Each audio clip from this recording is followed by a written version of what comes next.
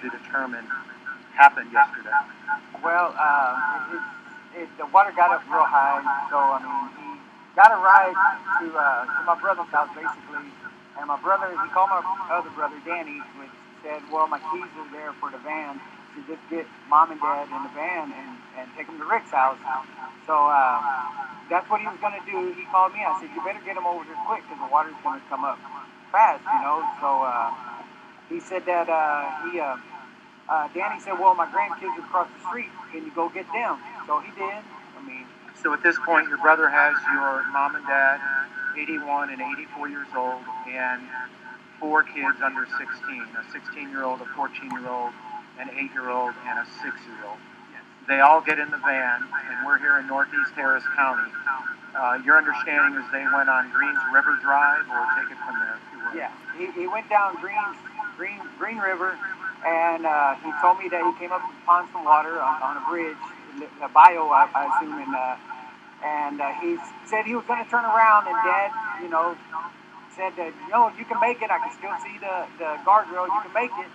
So Sammy, I mean, he's doing what his dad told him to do. He went across the bridge, and he said he made it. He said, man, I thought I was home free, but then the road dipped down, and that's when the van started floating, and it went head first into the bio.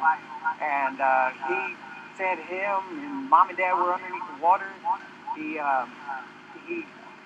said the window was halfway down. He didn't even undo his seatbelt. He got out and grabbed onto a little tree, 2-inch tree, he said, or what he said, a twig. And he said that he was yelling to the kids to get out of the back of the van, which they couldn't do. And he just seen the van sink under the water. My goodness, that is such a horrific to hear your brother tell you this. And so again, uh, your elderly parents are in the van. We have four young children, oldest of which is in high school. He, your brother, that is, Sammy Saldivar, escapes through the driver's side window? Yes, yes. He said the window was halfway down, so he just squeezed through the window, and I guess, I'm assuming he grabbed that tree and pulled himself out. Meanwhile, the van is literally sinking kind of nose first from that dip in the road? Yes, from what he told me, that's what I figured. Because he said the back of the van was still out of the water. But the youngsters were not able to open up that door. Yeah, they couldn't. They couldn't. I'm assuming they couldn't, since the van was pointing down, they couldn't climb up to even get to the door, much less push it open. And what happened to your brother, the driver of the vehicle? He was holding on for I don't know how long. He kept screaming for help, and then he said some. I guess constable or somebody heard him, and they went over there and they threw him a rope to get up on land, and they took him to a shelter. And he borrowed somebody's phone, put his SIM card in it, and called my sister-in-law.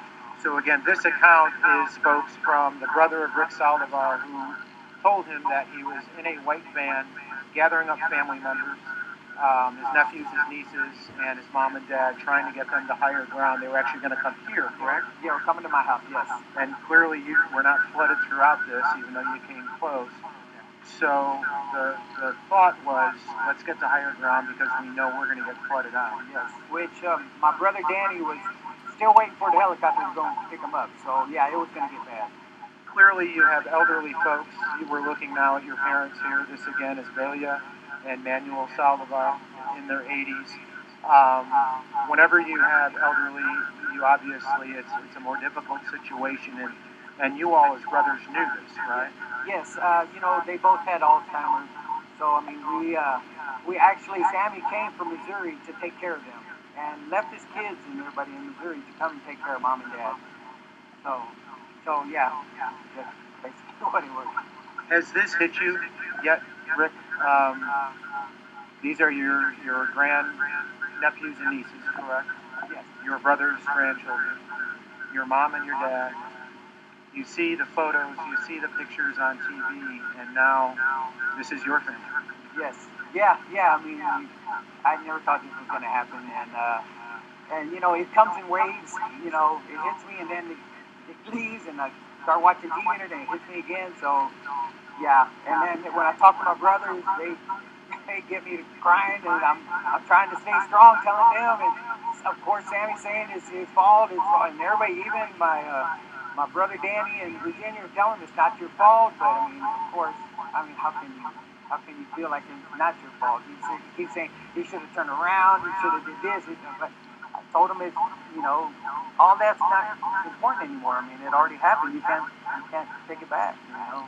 We're here with Rick Saldivar, whose parents and his great nephews and nieces, 6 people total in a van driven by his brother, yesterday around noon time, tried to get to higher ground along Greens Bayou in northeast Harris County.